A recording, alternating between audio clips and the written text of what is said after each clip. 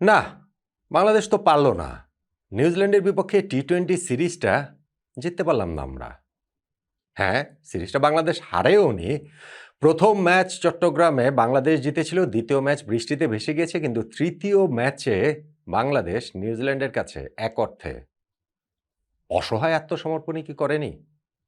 ম্যাচটা নিউজিল্যান্ড ২০ বল হাতে থাকতে ৬ উইকেটে জিতে নিয়েছে, সেইটাও ওভার কমে আসা বৃষ্টিবিঘ্নিত এক ম্যাচ। ফলে নিউজিল্যান্ড যে খুব সহজেই জিতে গিয়েছে, বাংলাদেশও যে সহজেই হেরে গিয়েছে, সেই কথাটা আমরা বলতেই পারি।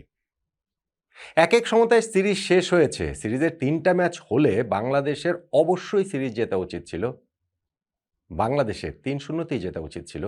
যখন দ্বিতীয় ম্যাচটা বৃষ্টিতে ভেসে গিয়েছে, তৃতীয় ম্যাচটা এরকম সিরিজ ডিসাইডার হয়ে গেছে, সেই ম্যাচটাও বাংলাদেশের জেতা উচিত ছিল। আমরা জিততে পারিনি কেন? ইনফ্যাক্ট সেই অর্থে তো এই ম্যাচে বাংলাদেশ প্রতিদ্বন্দ্বিতাই করতে পারেনি। কেন আমরা আসলে পারিনি? দ্বিতীয় ম্যাচটা যে বৃষ্টিতে ভেসে গেল, তৃতীয় ম্যাচেও বৃষ্টির ভীষণ রকমের প্রভাব ছিল এবং সেইটাই কি আসলে টার্নিং পয়েন্ট? ওইটাই কি বাংলাদেশকে এলোমেলো করে দিয়েছে? নিউজিল্যান্ডের এই বৃষ্টিবিঘ্নিত ম্যাচে টার্গেট ছিল ১০৩ রান ১৫ ওভারে এবং এইখানটাতে শুরুতেই কিন্তু বাংলাদেশকে একটা আশা দেখিয়েছিলেন স্পেশালি শরীফুল ইসলাম। এই বাঁহাতি পেসার তার প্রথম ওভারে দুইটা উইকেট তুলে নেন, একটা আনপ্লেয়েবল ডেলিভারিতে তার কট বিহাইন্ড হয়ে গেলেন ব্যাটসম্যান এবং এরপরে আরেকটা উইকেট আম্পায়ার দেননি, কিন্তু বাংলাদেশ ডিআরএস নিয়েছে এবং সেখানে দেখা গিয়েছে যে ব্যাটের ইনসাইড পার্টে বলের কিছুটা স্পর্শ ছিল, ফলে ওই শুরুতেই ২ উইকেট বাংলাদেশ পেয়ে গিয়েছে। শরীফুল তার নেক্সট ওভারে আরও একটা দারুণ ডেলিভারিতে বোল্ড করলেন, ২৫ রানে নিউজিল্যান্ডের ৩ উইকেট চলে গেল এবং সেই উইকেট শিকারের মিছিলে যখন আমাদের অফ স্পিনার শেখ মাহেদী হাসানও যোগ দিলেন, তিনি যখন বোল্ড করে দিলেন এবং ৩৩ রানে নিউজিল্যান্ডের ৪ উইকেট চলে গেল, তখন মনে হয়েছিল যে না ঠিক আছে, ১০২ রান করেও বাংলাদেশ জিতলেও জিততে পারে। বাংলাদেশ পারেনি। আসলে ১০২ রান করে ম্যাচ জেতা যায় না। ওইখানটাতে ৪০ বলে ৭১ রানের একটা জুটি হলো এবং সেইখানে জ্যাকবস এবং ফক্সক্রফটের ওই জুটি বাংলাদেশকে ম্যাচ থেকে নাই করে দিয়েছে, ছিটকে দিয়েছে। ধরেন ওইখানটা তো আমরা একটা ডিআরএস ডিসিশন ছিল, যেই জায়গাটাতে আমাদের ওই ডিআরএস ওই মুহূর্তে অ্যাভেলেবেল ছিল না, ফলে অনফিল্ড আম্পায়ার যে নট আউট ডিসিশন নিয়েছেন, ফলে সেই ডিসিশনটাই স্টে করেছে। আমার মনে হয় না যে ওইটা ডিআরএস থাকলেও ওই মুহূর্তে বাংলাদেশ ওই উইকেটটা পেত। ব্যাটার প্যাডের মাঝখানে আমার মনে হয়েছে যে গ্যাপ ছিল। শেষ দিক দিয়ে গিয়ে আমরা ২টা ক্যাচ ফেলেছি। আমাদের শেখ মাহেদী নিজের বলে একটা ক্যাচ ফেলেছেন, আরেকটা বাউন্ডারি লাইনে জ্যাকবসের ক্যাচ পড়েছে। বাট স্টিল এগুলো আসলে বেশি দেরি হয়ে গিয়েছিল। মানে ওই উইকেটগুলো পেলেও যে ম্যাচের রেজাল্টে খুব বেশি পার্থক্য হতো, বিষয়টা সেরকম নয়। বরং জ্যাকবস তিনি তার ইন্টারন্যাশনালে প্রথম 50টা টি-20তে তুলে নিয়েছেন। তিনি শেষ পর্যন্ত ৩১ বলে ৬২ রানে নট আউট ছিলেন এবং রিশাদের ওই ওভারটাতে তিনি ৬, ৪, ৬ এই ৩টা শটে খেলাটা শেষ করে দিয়েছেন। ২০ বল বাকি থাকতেই নিউজিল্যান্ড ৬ উইকেটে ম্যাচটা জিতে যায়। ফলে বাংলাদেশ এই বোলিং ইনিংসের এইখানটাতে শরীফুল শুরুতে ৩টা উইকেট নিয়েছেন এবং এটাও বলতে হবে যে যখন শেখ মাহেদী ২টা উইকেট নিলেন, ৩৩ রানে ৪ উইকেট পড়ে গেল। শরীফুলের লাস্ট ওভার, মানে একজন বোলার তো সর্বোচ্চ ৩ ওভার করে বল করতে পারবেন। শরীফুলের ওই লাস্ট ওভারটা থেকে নিউজিল্যান্ডের ওই ২ ব্যাটসম্যান জ্যাকবস এবং ফক্সক্রফট তারা কিন্তু ২ জনই বাউন্ডারি মেরেছেন, ৩টা বাউন্ডারি মেরেছেন, ১৫ রান ওই ওভারটাতে তারা তুলে নিয়েছেন। ফলে ওইখান থেকেও কিন্তু নিউজিল্যান্ডের এই ব্যাটিং পার্টনারশিপটা ঘুরে দাঁড়ানো শুরু করেছে এবং ফাইনালে গিয়ে তারা ম্যাচটা জিতে গিয়েছে। শুরুতে বাংলাদেশ এই চান্স ক্রিয়েট করলেও আমার কাছে মনে হয়েছে, যেটা আমি বলছিলাম, ১০২ রান করে ম্যাচ জেতা যায় না। বাংলাদেশের রান ১০২ হলো কেন? এর চেয়ে বেশি কি হতে পারত না? বাংলাদেশ এই ম্যাচটাতে টসে হেরেছে এবং টস হেরে বাংলাদেশ ব্যাটিংয়ে পাঠানো হয়েছে। নিউজিল্যান্ড তাদের ব্যাটিংয়ে পাঠিয়েছে। বৃষ্টি আসতে পারে, এরকম অবস্থায় আগে ব্যাটিং করা দলের সবসময় একটা ডিলেমা থাকে যে কত দ্রুত রান করতে হবে, কতটা রান করতে হবে, কোন সময় বৃষ্টি আসে এবং সেই ডিলেমার ফাঁদেই বাংলাদেশ পড়েছে বলে আমার ধারণা। আমরা বৃষ্টি আসার আগেই ৬.৪ ওভারে ৩টা উইকেট হারিয়ে ফেলেছি আমাদের ৫০ রানে। ওপেনার সাইফ হাসানের ব্যাড রানটা আসলে কন্টিনিউ করছে, তার বাজে ফর্ম এখনো অব্যাহত রয়েছেন। সেই কত ১৬ রান করেছিলেন মনে, এবং সেইখান থেকে তিনি বেরিয়ে এসে তেড়েফুঁড়ে মারার চেষ্টায় কাভার পয়েন্টে ক্যাচ দিয়ে তিনি আউট হয়ে গেলেন।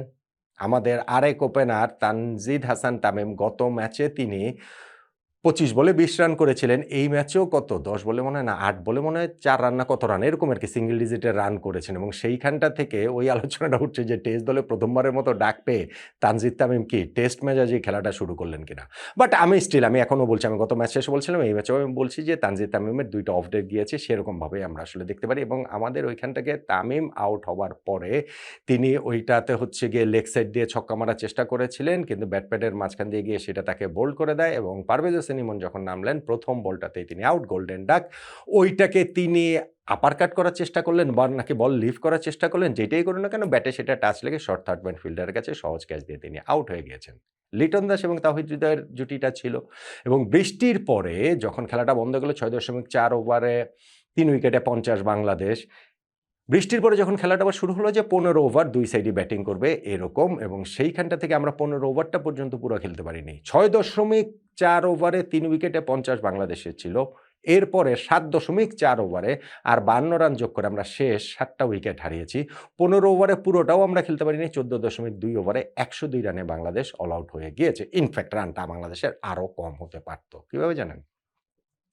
ধরেন ওই লিটন আর তাওহিদ হৃদয়ের পার্টনারশিপটা ব্রেক হলো যখন লিটন দাস একটু লেগ সাইডে সরে গিয়ে কাভার দিয়ে একটা ছক্কা মারার চেষ্টা করলেন কিন্তু সুইপার কাভারে ক্যাচ দিয়ে তিনি আউট হয়ে যান। তাওহিদ হৃদয় ছিলেন, ইনফ্যাক্ট তিনি ১৫ রানে আউটও হয়ে গিয়েছিলেন। শর্ট থার্ড ম্যানে ঠেলে তিনি একটা রান নেওয়ার চেষ্টা করেছিলেন। পার্টনার তার ওইখানে শামীম পাটোয়ারির সঙ্গে ভুল বোঝাবুঝিতে শামীম রানটাকে হচ্ছে গিয়ে যখন তিনি আবার ফেরত যাচ্ছিলেন তাওহিদ হৃদয়, তার আগেই ফিল্ডারের কাছ থেকে বল চলে এসেছে, উইকেট কিপার বেলস ফেলে দিয়েছেন। তাওহিদ হৃদয় গ্লাভস টাভস করে শামীম পাটোয়ারির সঙ্গে একটু বাদানুবাদ করে চলেই যাচ্ছিলেন। কিন্তু দেখা গেল যে এই সময় নিউজিল্যান্ডের উইকেট কিপার আমাদের মুশফিকুর রহিমের মতো কাণ্ড ঘটিয়ে দিয়েছেন। বল হাতে আসার আগেই বেলস ফেলে দিয়েছেন। ফলে তাওহিদ হৃদয় ওইখানটাতে একটা লাইফ পেয়েছেন আমি বলব এবং তাতে ১৫ রানের ইনিংসটাকে তিনি ৩৩ রান পর্যন্ত নিতে পেরেছেন। কিন্তু ওই ৩৩ রান করার পর তিনি মিড উইকেটে ক্যাচ দিয়ে আউট হয়ে গেলেন। ভালো একটা ক্যাচ ওখানে হয়েছে। মোহাম্মদ সাইফুদ্দিনও সেই ওভারটাতেই তিনি পয়েন্টে আরও একটা ভালো ক্যাচের শিকার হয়েছেন। পরের দিকে আমাদের কেউই আসলে আর স্কোর করতে পারেনি। আমি যেটা বলছিলাম যে ৬.৪ ওভারে ৩ উইকেটে ৫০ বাংলাদেশে ছিল। বৃষ্টির কারণে খেলা বন্ধ হলো। আবার ঠিক হলো যে ১৫ ওভার যখন খেলা হয়েছে ১৫ ওভারে ম্যাচটা হবে। পরের ১৫ ওভার পুরাটা আমরা খেলতে পারিনি। ৭.৪ ওভারে আমরা আর ৫২ রান করে শেষ ৭টা উইকেট হারিয়েছি। ১০২ রানে বাংলাদেশ অল আউট হয়ে গিয়েছিল। ১০২ রানে অল আউট হয়ে গিয়ে ১৫ ওভারের ম্যাচও আসলে জেতা যায় না। টার্নিং পয়েন্ট তাহলে কোনটা? অবভিয়াসলি আমাদের ব্যাটিং। অবভিয়াসলি এই ব্যাটিংয়ের এই জায়গাটাতে আমরা ম্যাচ হেরেছি এবং ব্যাটিংটা আমাদের আসলে যাচ্ছেতাই হয়েছে এবং সেইখানটাতে আমার মনে হয় টস হারাটা খুব গুরুত্বপূর্ণ। আমি বলছি না যে টস হারার কারণেই বাংলাদেশ ম্যাচ হেরেছে, কিন্তু টস হেরে যাওয়ার কারণে আমরা যে এক্স্যাক্টলি কোন অ্যাপ্রোচে ব্যাটিং করব, ভাই বৃষ্টিবিঘ্নিত ম্যাচ হবে না, হয় না এবং সেইখানে আগে ব্যাটিং কি করে না, টস কি হারে না বৃষ্টিবিঘ্নিত ম্যাচে? আমাদের এখানে যেমন ওয়ানডে সিরিজে ৩টা ম্যাচে আমরা টস হেরেছি, আমরা সিরিজ তো জিতেছি। হ্যাঁ, টি-20 সিরিজের ফার্স্ট ম্যাচে আমরা টস জিতেছি কিন্তু সেই টস জয়ের কারণে আমরা ম্যাচ জিতেছি। অত প্রভাব কিন্তু সেই টস জেতাটাতে ছিল না। তবে এইরকম রেইন ইফেক্টেড ম্যাচটাতে টসটা সবসময় গুরুত্বপূর্ণ।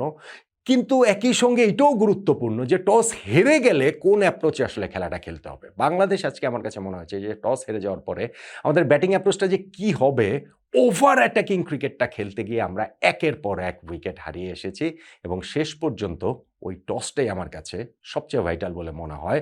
আমি বাংলাদেশের ব্যাটিংকে কোনোভাবেই ব্যাটিং ব্যর্থতাকে আড়াল করছি না। এইরকম অবস্থাতে কিভাবে ব্যাটিং করতে হবে টস হেরে যাওয়ার পরে, যেই ম্যাচে বৃষ্টি হতে পারে এবং বৃষ্টি হওয়ার পরেও যখন কার্টেল ওভার হয়েছে, সেই আমাদের যে অদক্ষতাটা তাই এখানটাতে ফুটে উঠেছে এবং সেই কারণে গিয়ে টসে হেরে যাওয়াটাই আমার কাছে মনে হয় এই ম্যাচে বাংলাদেশের পরাজয়ের সবচেয়ে বড় টার্নিং পয়েন্ট। একমত কি হবেন আপনি?